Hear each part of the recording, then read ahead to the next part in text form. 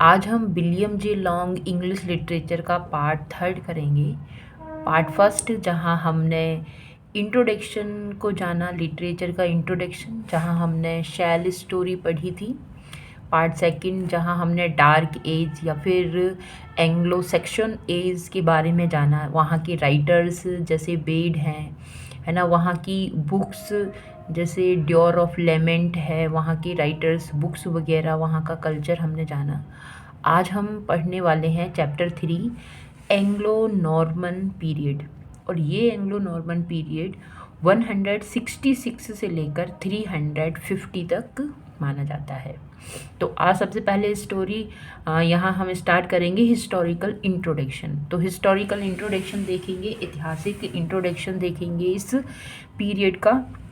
The Normans, the name Norman which is a certain form of Northman. तो जो Normans हैं, जो लोग हैं नॉर्मन्स, जो नेम आया है नॉर्मन से, जो कि शॉर्टन फॉर्म है किसका, नॉर्थमैन का। टेल्स इट्स ओन स्टोरी, ये नाम ही उनकी खुद की स्टोरी बताता है। ये नाम ही एक स्टोरी बताने के लिए काफ़ी है। The man who bore the name came originally from Scandinavia. ये वो व्यक्ति जो इस नाम को बोर करते हैं, अपनाते हैं, लेते हैं, ओरिजिनली वो स्कैंडिनेविया से आई। Bands of big blond fearless man, और ये ग्रुप था बड़े ब्लॉन्ड होता है येलो कलर का, फियरलेस मैन का, क्रूजिंग आफ्टर प्लंडर। इन्होंने क्रूज़ किया, जहाज़ से सफ़र किया, पानी के जहाज़ों से, प्लंडर के बाद, and adventures in their Viking ship. मतलब प्लंडर इन्होंने किया और एडवेंचर किए कहाँ पर, उनके वाइकिंग के जो शिप्स थे, जहाज़ थे, वहाँ पर। एंड ब्रिंगिंग टेरर, और ये ले जाते थे टेरर, भय, वेयर एवर दे अपीयर, जहाँ पर भी वो जाते थे वहाँ पर एक डर का माहौल होता था। तो इस तरह के थे ये Northman. It was these same children of Woden. और ऐसा माना जाता है कि भाई जैसे बुडन एक यहाँ देवता है, वो मिस्चीवियस देवता है, बहुत शैतानी से भरा हुआ है। ऐसा माना जाता था कि ये जो लोग हैं नॉर्मन जो हैं वो उन्हीं के चिल्ड्रन हैं। हु अंडर द डेन्स, जिन्होंने डेन के अंदर में raven flag had blotted out Northumbrian. Dane के अंदर में, रेवन फ्लैग के अंदर में, हैड ब्लॉटेड आउट, जिन्होंने नष्ट कर दिया, ब्लॉटेड कर दिया, नामो निशान मिटा दिया किसका, नॉर्थम्ब्रियन सिविलाइजेशन का। कब, इन 9th सेंचुरी, 9वीं शताब्दी में। Later the same race of man came plundering along the French, और फिर बाद में यही प्रजाति, यही रेस फिर से प्लंडरिंग, लूटपाट करती हुई फ्रेंच कोस्ट पर आई। एंड कॉन्कर्ड, और जीत लिया उसने फ्रेंच कोस्ट को। And whole northern country, but here the result वो ऑल टुगेदर। पर ये जो सारी नदर्न कंट्री थी, इस वक्त, इस बार इसके जो रिजल्ट थे, परिणाम थे लूट के बाद के, वो पूरी तरह से चेंज थे, डिफरेंट थे। Instead of blotting out a superior civilisation, इसके बजाय कि वो एक सुपीरियर, एक अच्छी सिविलाइजेशन को ब्लॉट आउट करें, नष्ट करें, as the Danes had done, जैसे कि डेन्स के लोगों ने किया, they promptly abandon their own. इन्होंने क्या किया, इन्होंने तुरंत, प्रॉम्प्टली, इमीडिएटली अपनी जो सिविलाइजेशन है, अपनी जो सभ्यता है, उसको इन्होंने छोड़ दिया। और their name of Normandy still cling to the new home, पर इनका जो घर था फ्रेंच में, फ्रेंच कोस्ट पर जो बनाया, पर इनका जो नेम है नॉर्मेंडी अभी भी इनसे जुड़ा हुआ था। But all else that was Norse, क्योंकि ये आए थे नॉर्थ से, है ना, नॉर्स हम कहेंगे यहाँ पर, जो कि नॉर्वे से रिलेटेड है। Disappear as the conquerors intermarried with the native Franks and accepted French. तो अब ये क्या, जो नॉर्वे के लोग थे, ये लोग ये डिसअपियर हो गए, गुम हो गए। क्यों, क्योंकि इन्होंने जीतने के बाद इंटरमैरिड कर ली, वहाँ के जो लोग हैं नेटिव फ्रैंक्स जो हैं उनको अपना लिया, एक्सेप्टेड फ्रेंच, और इन्होंने फ्रेंच बोलना स्टार्ट कर दिया। Ideals and spoke the French language, वहाँ के फ्रेंच की आइडियल्स और फ्रेंच लैंग्वेज भी ये बोलने लगे।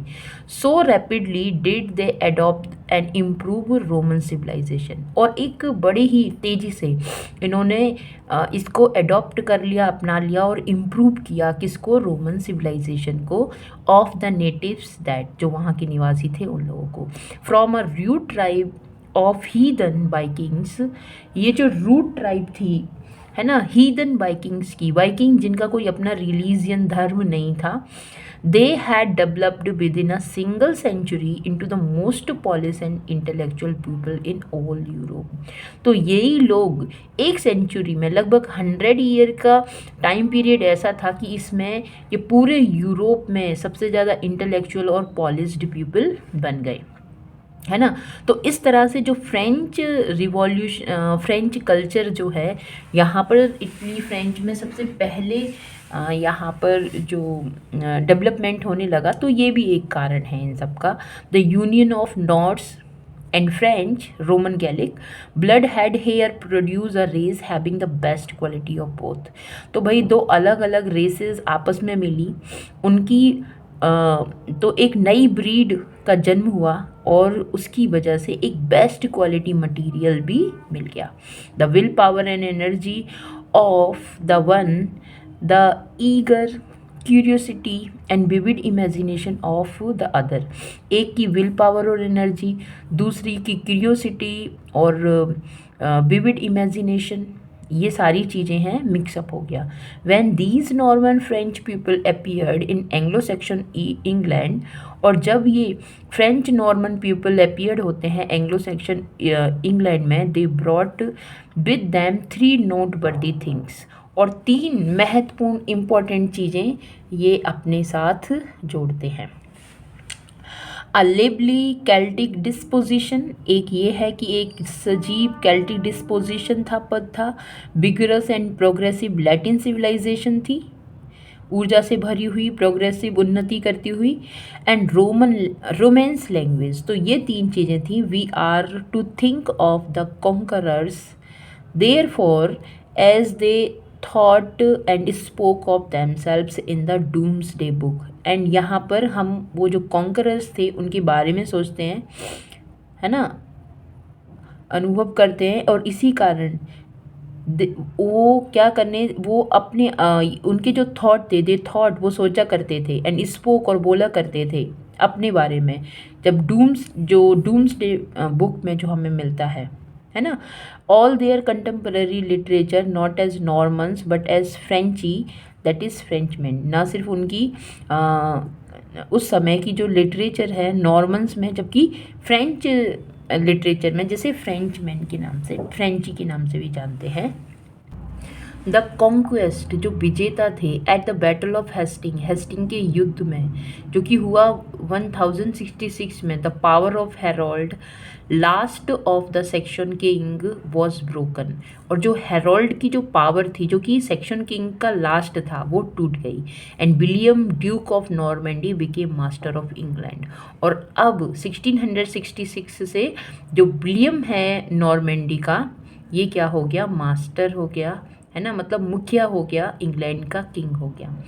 Of the completion of that stupendous conquest, और इस स्टुपेंडस कॉन्क्वेस्ट जीत के बाद में, विच बिगन एट हेस्टिंग्स, जो कि हेस्टिंग में शुरुआत हुई, and which change the civilisation, और जिसकी वजह से वहाँ की सभ्यता में चेंज आया, ऑफ अ होल नेशन, एक पूरे राष्ट्र में।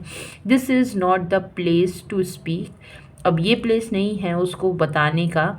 We simply point out 3 great results of the conquest, और यहाँ पर हम सिर्फ 3 जो महत्वपूर्ण रिजल्ट है, परिणाम है उस जीत के, वो बताएंगे। Which have a direct bearing on our literature, जिसका रिलेशन है हमारी लिटरेचर से। First, notwithstanding Caesar's legion, सबसे पहला जो सीजर की फौज है वो अगस्टन मॉन्क्स, अगस्टन के जो मॉन्क्स हैं वो Normans were the first to bring the culture and practical ideas of Roman civilisation. और थर्ड ये कि नॉर्मन पहले वो पीपल थे जो कि जिन्होंने रोमन सिविलाइजेशन को लेकर आए इंग्लिश पीपल्स के साथ। And this is at a critical time, और ये बड़ा क्रिटिकल टाइम था when England had produce her best, जब इंग्लैंड अपना सबसे बेस्ट प्रोड्यूस कर रहा था, and her own literature and civilisation, उसकी खुद की लिटरेचर और सिविलाइजेशन थी, had already begun to decay. अब क्या होने लगी, इस हेस्टिंग के जो युद्ध है उसके बाद ये डिके होने लगी। Second, they forced upon England the national idea, और ये इंग्लैंड पर फोर्स करने लगे, थोपने लगे क्या, नेशनल आइडिया को, that is strong centralised government to replace loose authority of a Saxon chief over the tribesman, कि वहाँ की जो सेंट्रल अथॉरिटी है वो अपनी अथॉरिटी को लूज कर दे, जो कि सेक्शन ट्राइब्समैन के ऊपर है। ठीक है। And the world's history shows that without a great nationality a great literature is impossible, और ये हिस्ट्री हमें ये बताती है कि भाई बिना नेशनलिटी के एक अच्छा लिटरेचर प्रोड्यूस करना इम्पॉसिबल है। ठीक है। थर्ड थिंग ये थी, they brought to England the wealth of new language and literature, और वो लोग लेकर आए थे इंग्लैंड में युद्ध के बाद एक नई लैंग्वेज और literature, and our English gradually absorb them both, और इंग्लिश ने दोनों ही चीज़ में से, मतलब जो फ्रेंच थे उनका, लैटिन वगैरह, इन सारी लैंग्वेजेस को क्या किया, एब्जॉर्ब किया, दोनों में से लिया। फॉर 3 सेंचुरीज, 300 सालों तक। आफ्टर हेस्टिंग फ्रेंच वॉज, अच्छा, after Hasting French was the language of upper class.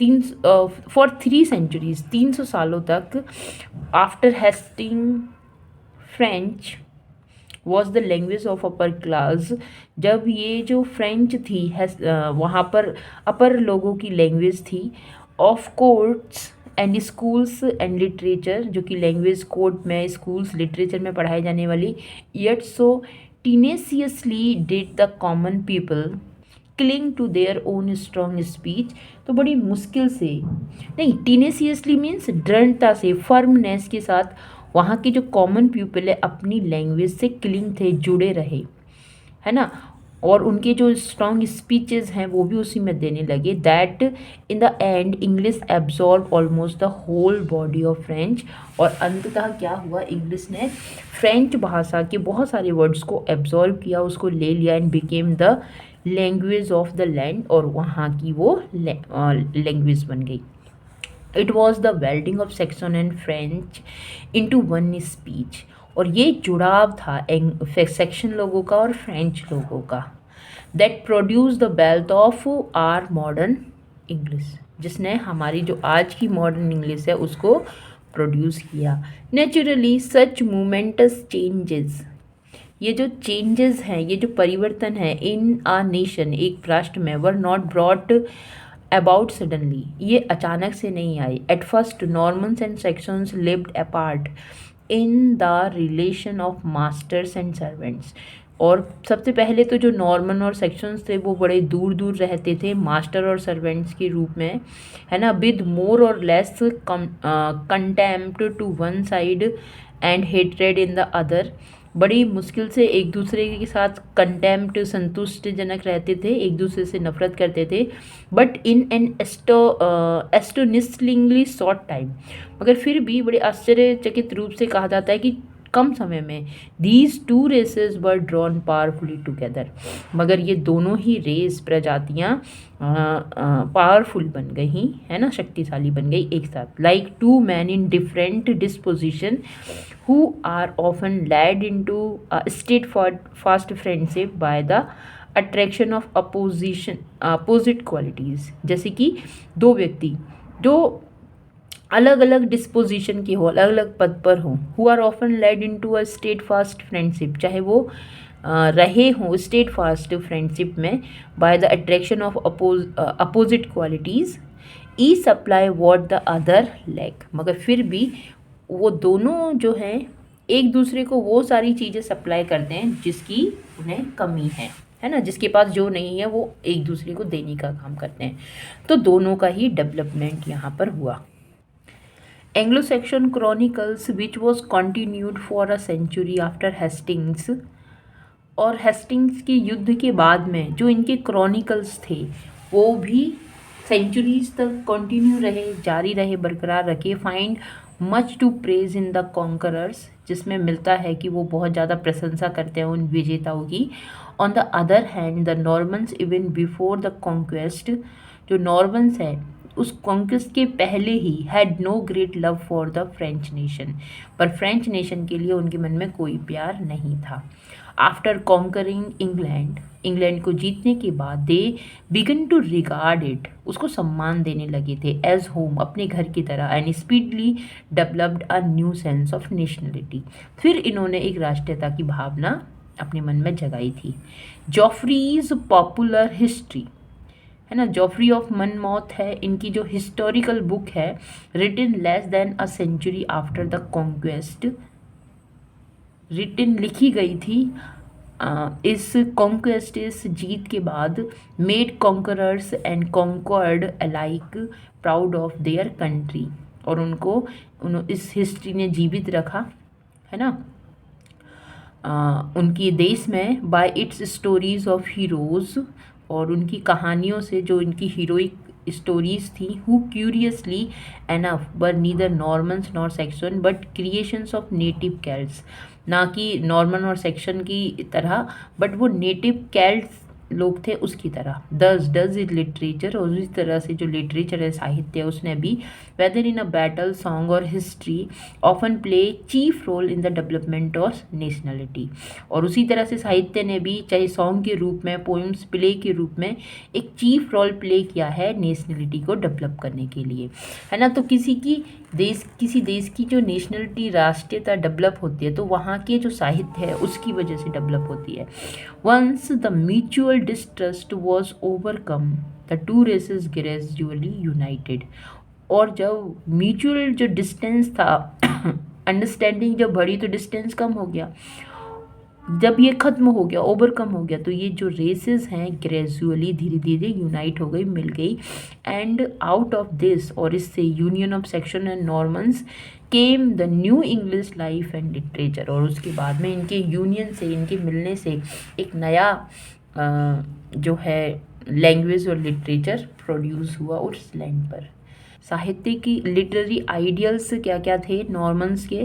The change in the life of the conquerors from Norseman to Normans, जो चेंज है, परिवर्तन है इन द लाइफ, जीवन में, कॉन्करर्स जो विजेता हैं, from Norseman to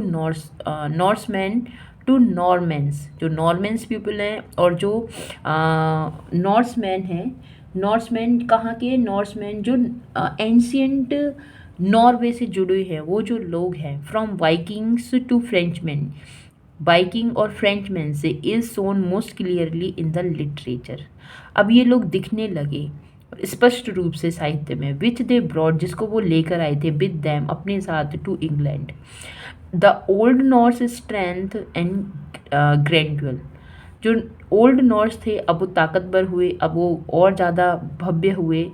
magnificent sagas telling of the tragic struggle, अब ये जो इनके गीत थे, अब इनके जो स्ट्रगल हैं, ट्रेजिक स्ट्रगल हैं, उसको बताते थे। ऑफ मैन एंड गॉड, इंसान और भगवान के, which still stir us profoundly, जो हमको मूव कर देते हैं, हिला देते हैं, है ना, स्टिर कर देते हैं गहरे रूप से। दीज हैव ऑल डिसअपियर्ड, ये सारी चीज़ें अब डिसअपियर्ड हो गई थी।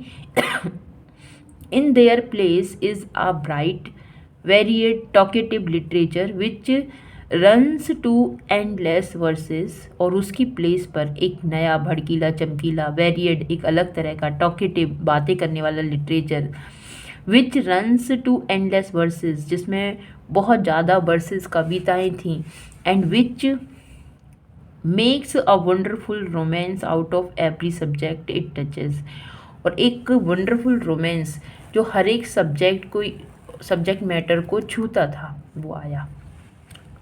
द थीम में बी रिलीजियन और लव और सिविलरी और हिस्ट्री, और चाहे उस साहित्य की थीम धर्म से रिलेटेड, शिष्टता और हिस्ट्री, उनके काम से रिलेटेड है ना, ऑफ एलेक्जेंडर और मिसडीड्स और जो गलत कामों से related of a monk, but the author's purpose never varies. पर जो ऑथर के पर्पस थे लिखने वाले के, वो कोई अलग अलग नहीं थे, पर चाहे वो किसी भी थीम पर किसी भी चीज़ पर लिखें। He must tell a romantic story, उनको एक रोमांटिक स्टोरी बतानी पड़ती थी, एंड एम्यूज हिज ऑडियंस, और उससे वो अपनी ऑडियंस है उसको एम्यूज़ किया करते थे। And the more wonders and impossibilities he relates, more surely it is he believed. और जो वंडरर्स हैं, इम्पॉसिबिलिटीज़ हैं जिनको वो रिलेट करते थे, more surely is he believe, जिन पर वो विश्वास किया करते थे।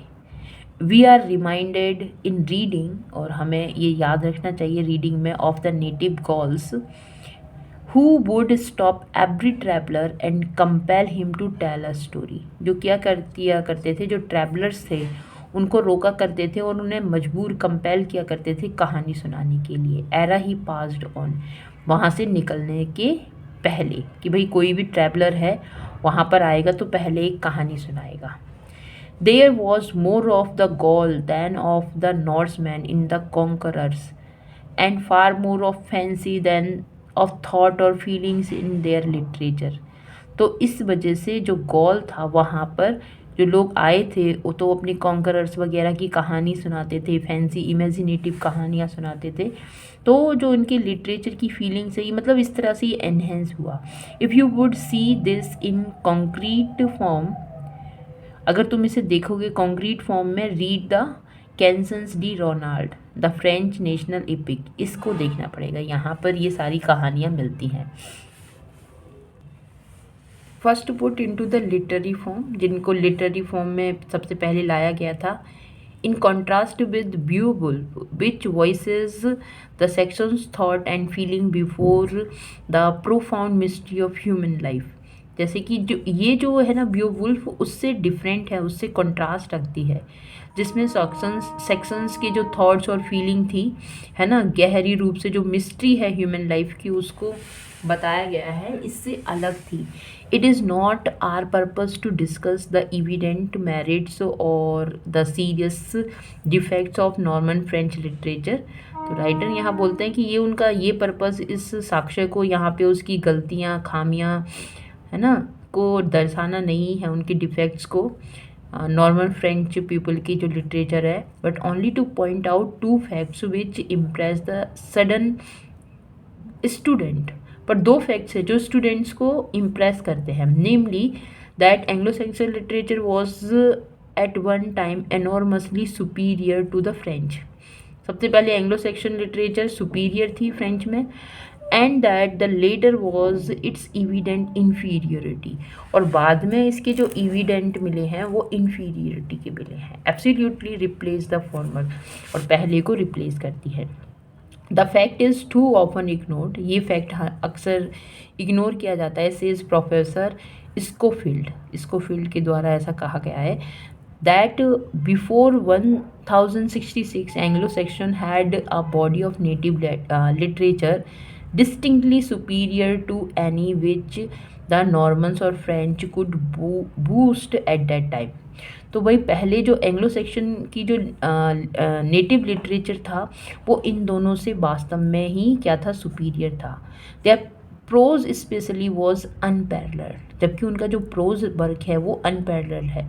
For extent and power in any European vernacular, किसी भी यूरोपियन वर्नाकुलर लैंग्वेज भाषा में। Why then does this superior literature disappear, फिर क्यों ये जो सुपीरियर लिटरेचर है ये गुम हो गया।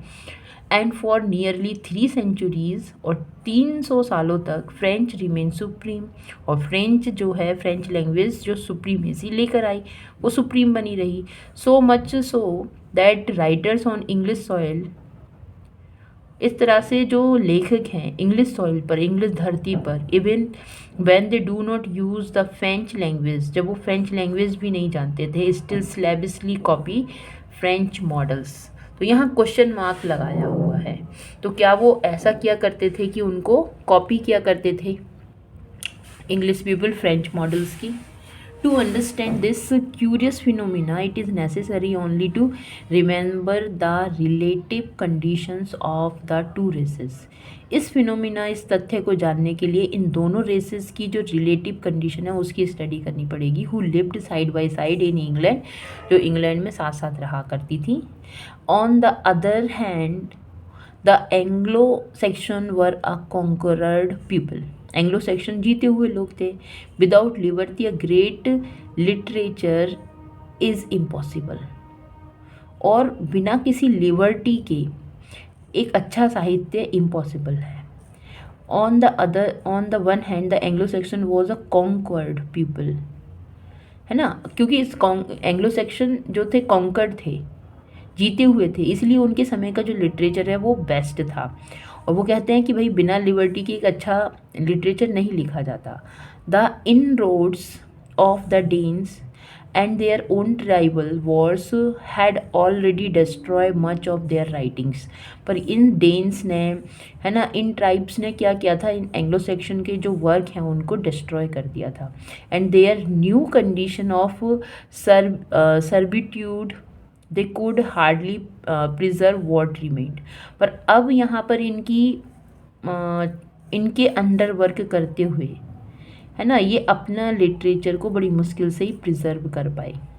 The conquering Normans on the other hand represented the civilisation of French, जबकि जीते हुए जो नॉर्मन्स थे उन्होंने रिप्रेजेंट किया फ्रेंच सिविलाइजेशन को। Which country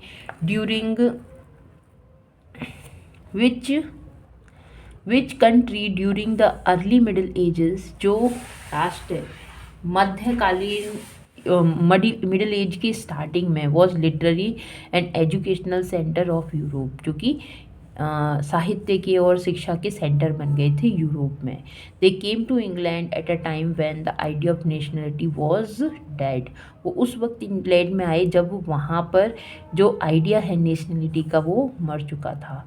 which culture had almost vanished, वहाँ की जो सभ्यता चली गई थी। When English man lived apart in narrow isolation, और जब इंग्लिश मैन बहुत दूर रहा करते थे, नैरो छोटी सी आइसोलेशन में, एकांत में, and they brought with them law, culture, prestige of success, तो ये सारी चीज़ें वो लोग वहाँ लेकर आए। And above all strong impulse, strong desire, किस चीज़ की, to share in great world's work, कि दुनिया के जो अच्छे अच्छे वर्क हैं उनको शेयर करो, एक दूसरे को भेजो।